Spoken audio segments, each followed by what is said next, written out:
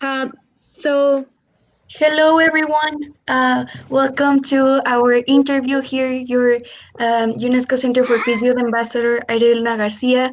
We are very much excited for our interview today. So, Mr. Gidejoken, if you do us the honor to present our interviewee.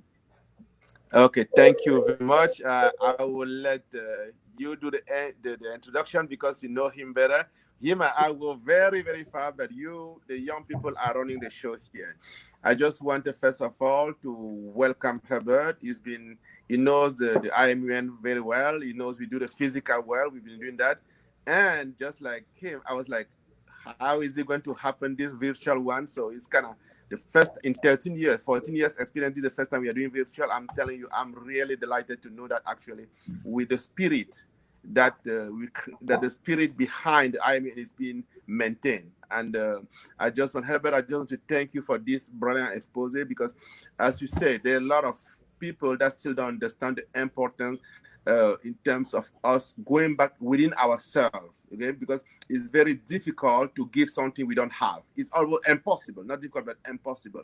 And you made that case very clear. We as social beings, what they mean is that, what that means. And I think that until we get that question, it'll be difficult to get to peace land, right? The trip to peace land come with that small trip within ourselves, and I clearly made that clear in the presentation. So I'm going to say a few words and then turn it over to the amazing young girls. They are running the show, right? We are here to support them. So the question for me again, earlier we're talking to our delegates, but now the public will be listening as well. What is the message that you think is important uh, today as we're going through this pandemic, this coronavirus and things like that? There's going to be something after this. Some people are calling it a new normal, something that some don't even know how we are going to call what's going to happen after the post COVID-19. So what are some of the things that you would like people to be prepared for? What are the tools that we think will be necessary for us to really navigate the post COVID-19? Thank you. Wow, that is a big question. And as a creative director, I do love big questions because it's the big ideas that make big changes, isn't it? So, first of all, I would like to remind all of us that nothing happens by coincidence, not in the universe and not on our personal, physical, emotional, mental level. It is all connected. As I said earlier, if a drop falls into the ocean, it becomes the ocean. We get an awareness of everything.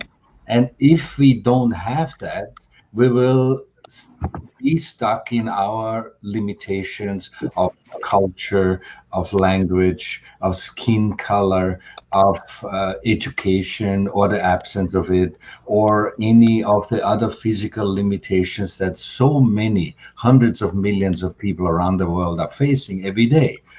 So, to answer your question, Guy, what I think should come after that pandemic, I am I'm very positively surprised that there is a global conversation happening around this question, which I thought before the pandemic is absolutely impossible.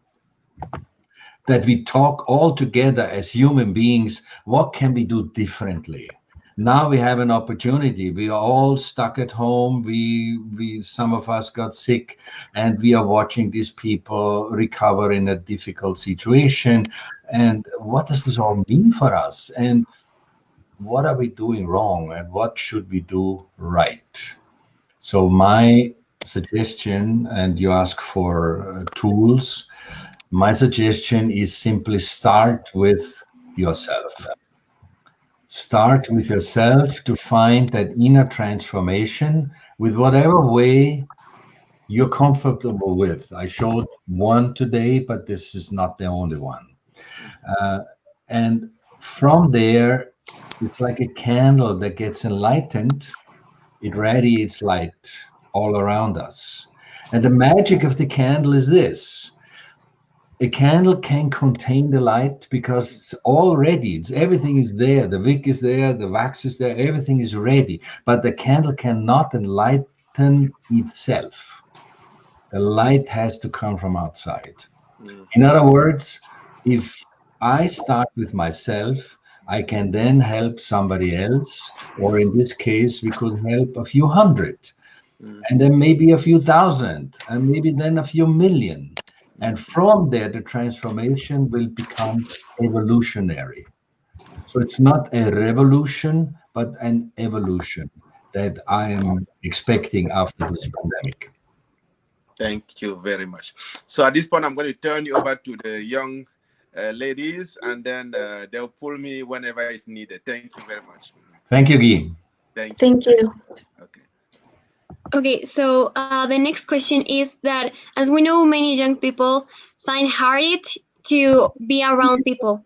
So they find it hard basically to build these good social connections. And the question here is, what advice would you give these people to lose their limitations and to find it easier to connect with others? That's an excellent question. You know, I'm a little bit older, as you can see, but I do remember. I do remember my time when I was 17, like you, Shurabim. So what I have learned, and I wish I would have known then, is don't pretend. Don't pretend to be somebody else. Don't pretend to know how to behave like an adult. You are 17 and you should behave like a 17-year-old. You know, I have kids that are about your age, and I see the difference. And when they start pretending to sort of maybe align with the grown-ups, then it gets difficult because you don't really know how to do that, and you feel uncomfortable. And that feeling is then expressed how you speak, or some people don't talk, you know, they just don't talk at all and keep everything inside. So my advice would be, try to be yourself. And this is easier said than done, I know that. Being yourself means you need to have that talent of introspection, of looking inside yourself. Who am I right now? And then expressing that with grace, of course, and love and understanding. You don't barge into somebody else's meeting and say, hey, I just want to go and play ball with everybody. That's not going to work, right? But be yourself with the understanding who you really are. You are not your body. You're not your emotions. You're not your insecurity. All of this is just the packaging around who you really are. Thank you very much. That was such an enlightening answer. And we'll reviewing some of the questions from the comments. Actually, I found the one that actually is very important in my opinion, and this is more focused on the meditation that we just did in the conference. And the question is, what are some of the most remarkable benefits that you have experienced because of meditation and this inner transformation? Thank you. Whosoever posted that question, that is not just deep, but also fundamental. So I give you a story. So as a creative director, I'm also a storyteller, right? And I keep the story short because when I tell stories, it can get a little longer sometimes. So I keep it short. One day I was with a few friends. I'm from Austria originally. I should have said that earlier. So we were meditating. You know, I'm meditating since 38 years. And so a lot of things have happened. But we were meditating somewhere in the countryside of Austria on a hill overlooking a beautiful landscape. And suddenly it started raining. I mean, out of nowhere. pouring down, and we were outside, right? We were drenched, absolutely drenched. Immediately when it started raining, we ran outside for inside for shelter, but then we were still completely wet.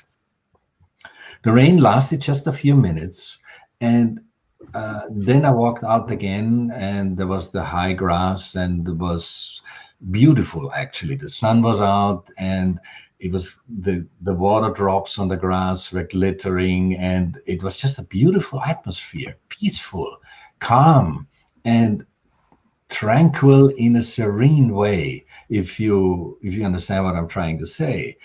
But then suddenly I got this feeling, my feet, I'm barefoot, I'm walking through this grass that's wet from the rain, and I get this feeling that these water drops that I feel on my skin right now, they are one with everything, because they come from the ocean, go into the cloud, come down as a rain, go into the earth, and make everything grow, and then get sucked up again and go back to the ocean, and maybe go into a river.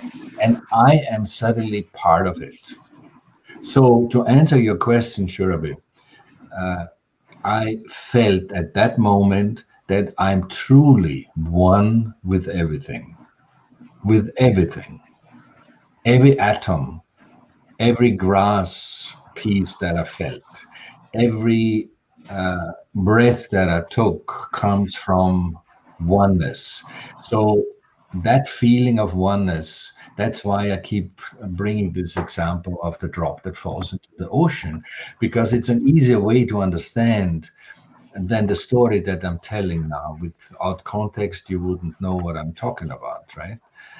So that oneness is an experience that actually happened inside of me. So it's not just a mental projection. I felt it on my central nervous system. Good question. Thank you. The next question is how, as a global community, we can connect with everyone, and well, taking into consideration that everyone has different opinions, perspectives, and backgrounds. Yes, that's a very good question. And it goes a little bit also to the point that I made in my presentation when I talked about the posters that I had created for the United Nations, right? The connection with even just one person starts with being open and willing to connect. So I can't say, okay, Shurabi hates me and she doesn't want to talk to me, and so therefore I have the right to retaliate. You see the difference? But if I say, Shurabi is such a nice person, and I really like how she talks to me, so I really want to be nice to her. So it starts with my attitude. It does not depend, my attitude does not depend on others. It depends just on me. And I have the power to change my attitude either way. And if I change it towards the positive, all the issues that the person that asked this question mentioned will just disappear. If you just change your own attitude towards other people. Okay, that's very true, actually. And I just saw Arieli saying yes. So, yeah, if you allow me to just make a point, Yeah, please. I insist very much on the delegates that their attitude is a key factor for them to not only enjoy the summer program, but for them to enjoy life. And I think that one is, like, for me, that has been one of the greatest lessons I have had in my life. So thank you. Well said. Thank you very much for that. Yes, I hope they take it in and actually bring it back home wherever they live. yes, I know that they will totally do that. And well, the next question is about again this inner awakeness that you mentioned before, and the question is being balanced important to be social? Yes, it is important because it's almost a requirement. Let's say you are overly happy and something sad happened in the family, and you come home with a happy smiling face and you want to hug everybody and kiss everybody, but something happened that made everybody else sad. If you're not aware of that, the people that you come into will think, well, is she crazy? What happened? She doesn't know what's going on. Why is she not even understanding how we feel? So, and the other way around works the same way. You know, you're sad and everybody's happy. It's a conflict. So the answer really is similar to what I said earlier. It starts with you. You should be balanced so that you're not on the sad and not on the exuberant, unnatural happy side, but you're balanced, because the balance is sort of the force where all the energy is concentrated. I give you an example. If you take your bicycle and you turn the wheel, on the very outside, the circumference, the rotation is fast. But the more you look to the center, and at the very center, there's no movement. But that's where the wheel is fixed to the rest of the bike, at the very center. It's not fixed on the outside where all the movement is going on, but it's fixed at the center where there's no movement. So in other words, you should be balanced so that you can do whatever you need to do. Be happy, be sad, be active, be creative, be whatever human beings do. From a balanced point of view, you will be much more efficient. I could tell you stories, but that is beyond this interview, I guess. I use this, just to say, I use this state of balance in my work all the time. And well, can you explain us how do you use this balance in your work? I am very interested in how you use it in daily life. Okay, sure. So as I said, I'm a creative director, and one of the things I need to design myself, but also we have like 28 people in that team that I work with, and they all design, and sometimes they get stuck on something. Either there's no idea, just the head is empty, or the idea they had is not working, and whatever it is. So whenever I take on a project that is very complicated, and it would require an extensive planning before. So to make it very specific, let's say I'm creating a brochure, a design brochure, maybe with 50 pages. So I have a manuscript pile of paper that's that thick. And then I need to think about how do we distribute this content, where do the pictures go, and all of that. And ideally, with the last page of the manuscript, you should be on the last page of your brochure. You can't just add imaginary pages because you ran out of space, whatever. This is how you're taught in school to work on a project like that. Now, since I'm meditating, I do it differently. I go into that balanced state of meditation and I just start working without thinking. I just start working. And this may sound weird, but it is true from my experience. The problem resolves itself. There was never a time in all these years that I'm doing this that I ended up with too much content in the brochure that I couldn't put in, so I had to go back and fix everything. It just works out. It just works out. That means that balanced state is powerful, like the connection to the rest of the bicycle. That is the connection of power. And if you are in that balanced state, you will be successful. You will have ideas, you will have solutions for problems, you will be maybe a catalyst of helping other people to overcome issues and many other things. So that balanced state in meditation is an amazing tool to have.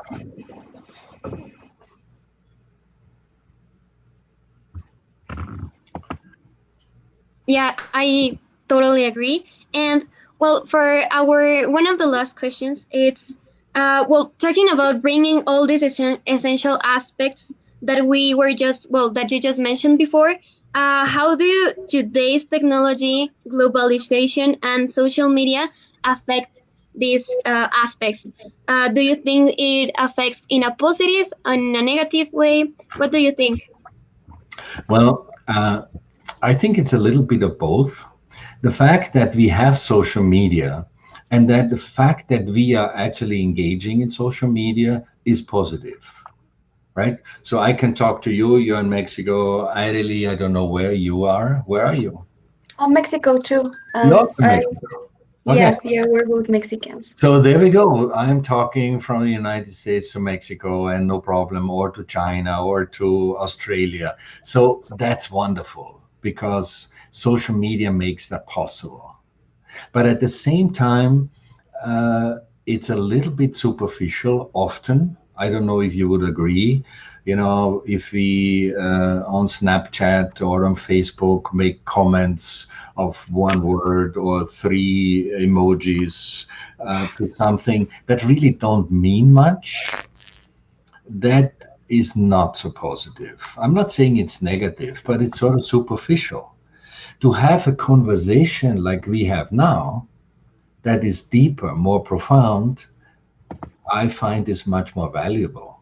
So if I could, I would love to connect with everybody directly and talk to them and learn from them and meet them and feel them and, like understand even better that we are in this together.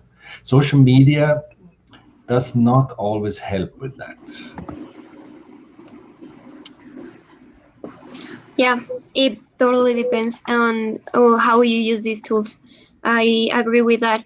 And well, talking about the previous examples that you actually show in the conference about the posters you did, about how sometimes you say some things that doesn't mean that you really actually mean it. So Mhm. how can you put these things that you put in the posters and actually relate them to what we are living in the pandemic, what we are really living in what you mentioned in social media and this technological world that we are now living in? Right. Um, there are many ways to do that. One is to actually mean it. So if I happen to meet you somewhere in a hallway or on the road, and I say, "Hi, Shurabi, how are you?" Then I expect you to stop, take the time, and we talk about it, right? Have you ever heard how people from Africa, I mean, Guy Dioken can tell you stories, how they welcome each other when they meet? The handshake can take half an hour, and they talk about what they ate and how the family is and how the grandkids are and this and that. And all the time we are shaking hands and connecting. I mean, not just rushing by and saying, "How are you?" And we're not meaning it. They mean it. And my hope is that more and more of us will start meaning it, any of those, right? Let's say we work on a project, all three of us here, and one of us has messed up something that affects all three of us. So the project is sort of in jeopardy because one made a mistake. And because we are in a polite environment, especially United Nations on the surface is extremely polite. And so some one of the three of us will say, no, no problem, no problem, we'll fix it. But inside, you have a grudge. because now you realize you have to work double, or you have to work a full night through or a weekend through to make up for that mistake. And why should I do that? They made the mistake and now I'm stuck with it, and sort of these things. So again, watch yourself inside. How do you react to things? If you ideally don't react at all, maybe the problem wouldn't have happened in the first place. But if you happen to react, then make a point to go to that person and either apologize directly or do something nice for that person, indicating that you are apologizing. Because your reaction is your problem. My reaction to somebody else's input is my problem. I always have the freedom to choose to react or not to react, right? Yeah, it depends on one person to really make their own decisions. And yeah, that is all for the questions reviewed in the comments. And from my part, I don't know if I really has others to add. No, we are just in a minute going to connect again with Mr. Gidi Joken for him to give the closure of this interview. I may say you, Mr. Herbert, it was an honor having you here for us to have this interview with you, and especially for you to give yourself the opportunity to connect with our delegates. Your interview was very enlightening, and I am so happy for us to connect with leaders like you. Well, thank you, both of you, and all the others that worked behind the scenes to make this so successful. The honor is all mine, because just talking to you gives me goosebumps, honestly. And your deep wisdom that you have at your young age gives me great hope for the future of humankind. We need that. We honestly, this is one of the most important things, that the energy of the young people will transform everything else that has become a little bit stale and complicated and maybe outdated, right? Yeah, yeah. It, In the meantime, while we connect, if you allow me, I would like to do a small question. As you told us that and gave us the example of Africans on how they connect with each other and Yeah. how they mean it, and we know that right now, well, personally, the only two people I connect with directly are my parents uh, here in my house in Mexico. Mhm. So I would like to know which recommendation do you have for us to have meaningful relationships through the digital world. That is the only mean that we have right now to connect with other people. Well, I think what we're doing here is an excellent way of having meaningful connections, isn't it? In a way, I'm learning so much from you, and I hope you're learning a little bit from me as well. And that sort of give and take is meaningful. And we should use these opportunities to the fullest. Never just slack off and get lost in an endless Facebook stream that doesn't really make a difference, in the sense that you don't walk away and say, "Oh my God, I just had this epiphany." But talk to people, engage people, um, even your parents that you live with, Irely, because they are from a different generation. They may have different view of life. They may have a different um, insight into how to solve issues. And if you understand your parents better and better, um, and I have to say, I was not very good at that age when I was your age. I just lived my life the way I thought I have to, and I didn't bother about much around me. But the meditation transformed me profoundly, because whatever you learn from your parents in these conversations will help you to relate to people of that same generation, maybe in a slightly different way. yeah, I am certain that from experiences like yours, we, the youth, learn many, many things that, for example, as we are young, we are in the path of discovery from ourselves and for the world that surrounds us, and like from people like you bring us light to this path. And I am really thankful and I am really honored to have you here and to really have learned many meaningful things from you. I'm really proud. I'm really happy for that. Oh, thank you so much. That makes me happy. See, happiness all around.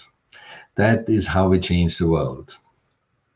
Yes, I am. I am hopeful for the things that our generation, Ireli and mine, are going to do in a certain future. We are certainly doing some things for the world and trying to make an impact in what our generation thinks and what our generation should do in these moments of, for example, pandemic. These moments that we are not Mm. really sure that that will come. We don't know what the future has for us, Yes. and we are really getting prepared for everything that the future depart us. Perfect. Well said. Thank you. Yes, so thank you very much. Mr. Gideon sends you his greeting. He's very happy for you to connect with UNESCO Center for Peace. Hopefully, we'll soon connect and see you in person for us to continue working together, and we're very happy to have you here. You're welcome to the UNESCO Center for Peace family. Thank you. Thank you very much for having me. I appreciate that. Wish you Thank all the you. best. Thank Thank you. you very much. Goodbye.